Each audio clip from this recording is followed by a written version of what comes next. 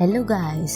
तो आज जो सीरीज हम एक्सप्लेन करने जा रहे हैं उसका नाम है boss and me, episode number 5। Episode 5 की शुरुआत में दिखाया जाता है कि शान रात को सोच रही होती है और वो सोचती है अपनी अफेक्शन के बारे में जो जैंक्वी के बारे में होती है, और वो सोच रही होती है कि फेट ही है जो उसे सांघाई से यहाँ पर लेके आया है और जिसने उसे जैंक्वी से मिलाया है। लेकिन एकदम से उसे रैंडमली याद आ जाती है फैंग की और जो समय उसने उसके साथ बिताया है। लिटरली दिखाया जाता है अगले कुछ दिनों का सीन जहाँ पर शान जो होती है कंटिन्यूसली अपना डेली रूटीन फॉलो करती है, फैंग के ऑफिस में जाती है और वहाँ पर अपना लंच खाती, और साथ में दिखाया जाता है वो हेल्प करती है उसे पिक करना वो खाना जो उसे पसंद नहीं है उसके लंच बॉक्स से।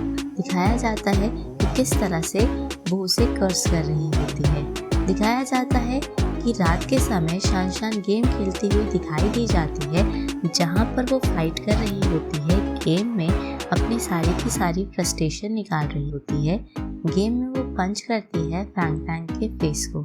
अगले ही दिन का सीन दिखाया जाता है जहाँ पर फैंग की सेक्रेटरी फैंग को कहती है कि शान जो है वो अपने यूजुअल अपीयरेंस नहीं दिखाएगी लंच टाइम में क्योंकि उसे काफी बैड कोल्ड हुआ है। दिखाया जाता है इस खबर के दौरान जैंक्वी भी ऑफिस में ही होता है जब उसे ये खबर मिलती है।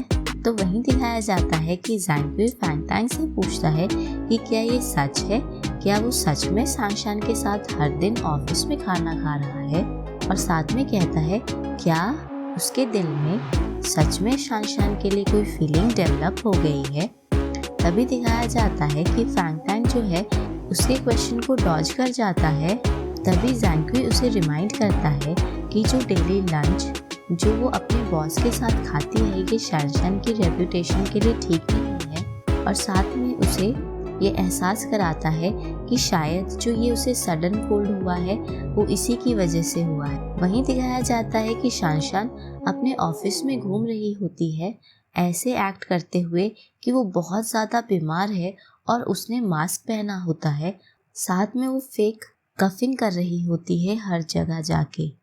वहीं दिखाया जाता है वो अपनी इंस्टेंट नूडल को उठाती है और अपने रूफटॉप बालकनी में जाती है जो कि फैंग के ऑफिस के बाहर होती है खाने के लिए। दिखाया जाता है कि जैसे ही वो अकेली होती है वो अपना मास्क खोलती है और सेलिब्रेट करती है कि किस तरह से वो अपने बॉस के साथ डेली लंच से बच गई। वहीं दिखाया जाता है कि फैंग दूसरी तरफ से सब कुछ देख रहा होता है कि वो किस तरह हैप्पीली डांस कर रही है अपनी इंस्टेंट नूडल खाते हुए। दिखाया जाता है कि वो बहुत ही ज़्यादा डिसअपॉइंटेड नज़र आता है कि वो उसके साथ लंच नहीं कर रही है, लेकिन फिर भी वो खुश नज़र आता है उसे देख के कि वो बालकनी में दोबारा आई है। दिखाया जाता है वहीं ऑफिस का सीन जहाँ पर शान अपने बॉस फैंग के साथ लंच नहीं कर रही होती है। तो शान की एक कोवर्कर उससे बहुत ही रूड और कोल्ड बिहेव करती है, और साथ ही में वो कोवर्कर शान को रेफर करती है कि उसे जो जॉब मिली है विन ग्रुप में वो उसके कनेक्शन की वजह से मिली है, ना कि उसकी अपनी एबिलिटी की वजह से। तो वहीं दिखाया जाता है काम के बाद शान की एक कोवर्कर उसे चीयर अप करने की कोशिश करती है और वो उसे कहती है कि ये बुरी चीज़ नहीं है कि वो बॉस के करीब है।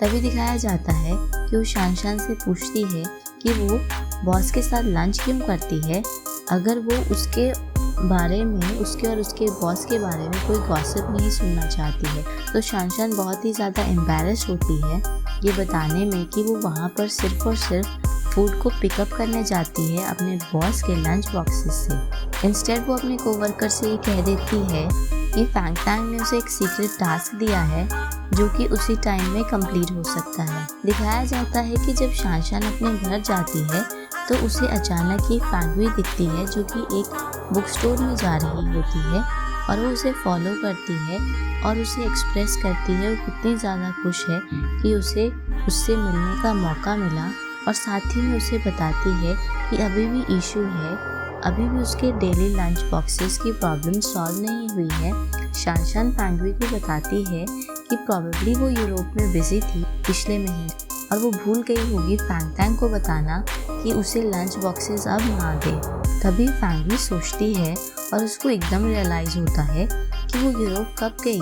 ये सब चीज़ें फैंग टैंग ने ही अपने आप बना चढ़ा के बता देंगी और उसे ये रियलाइज़ होता है कि फैंग टैंग ने ये चीज़ें खुद ही बना दी। वहीं दिखाया जाता है कि जब फैंगवी और शानशान इस लंच बॉक्स के इशू को रिजॉल्व करने की कोशिश करते हैं, तभी बुक स्टोर में फैंग टैंग आ जाता है और दिखाया जाता है शानशान जैसे ही अपने बॉस को देखती है वो जल्दी से हाय और बाय कह के वहाँ से भाग जाती है।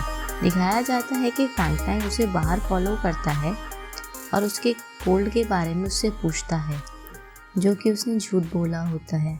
तो दिखाया जाता है शानशान एकदम से खांसने लगती है और उसे बताती है कि उससे दूर रहे, क्योंकि वो नहीं चाहती कि उसके बॉस भी बीमार हो। तभी दिखाया जाता है कि फैंग टैंग उसे बताता है कि वो चिंता ना करे उसके फूड को पिकअप करने में उसके लंच से, और वो कंसंट्रेट करे अपने हेल्थ पर।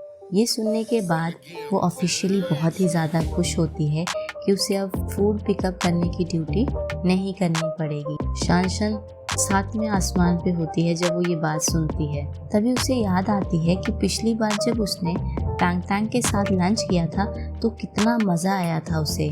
तभी अचानक ही उसे एम्प्टी फील होता है और डिसअपॉइंट फील होता है कि अब वो फैंग टैंग के साथ लंच नहीं कर पाएगी। वहीं दिखाया जाता है अगले दिन काम पे कुछ मिस्टेक हो जाती है रिपोर्ट्स में फाइनेंस डिपार्टमेंट के। तो वही रूड कोवर्कर सारा का सारा ब्लेम शानशान पे लगा देती है और साथ ही दिखाया जाता है वो अपना मुंह भी नहीं बंद रखती है और शानशान को कहने लगती है कि वो डिज़र्व नहीं करती इस जॉब को। शानशान के पास कोई चॉइस नहीं रहता, पर वो चुपचाप वहाँ खड़ी रहती है और सारी की सारी बातों को सुनती है। दिखाया जाता है शानशान अपना लंच लेके अपने यूजुअल स्पॉट बालकनी में जाती है। दिखाया जाता है कि वो बहुत ज़्यादा अपसेट होती है, जो कि पहले हुआ होता है कि किस तरह से उसकी कोवर्कर ने उसके साथ बिहेव किया होता है, तो उसको कोई भी भूख नहीं होती। दिखाया जाता है कि फैंग टैंग विंडो के पास ही बैठा होता है और उसका वेट करता है। दिखाया जाता है कि शानशान खाना खाने की कोशिश करती है लेकिन वो खाना नहीं खा पाती। फैंग टैंग उसे देख रहा होता है। दिखाया जाता है कि वो रो रही होती है, तो दिखाया जाता है कि वो वहाँ से चली जाती है। फैंग टैंग जो होता है वो सोच रहा होता है आखिर वो आज इतनी सैड क्यों है।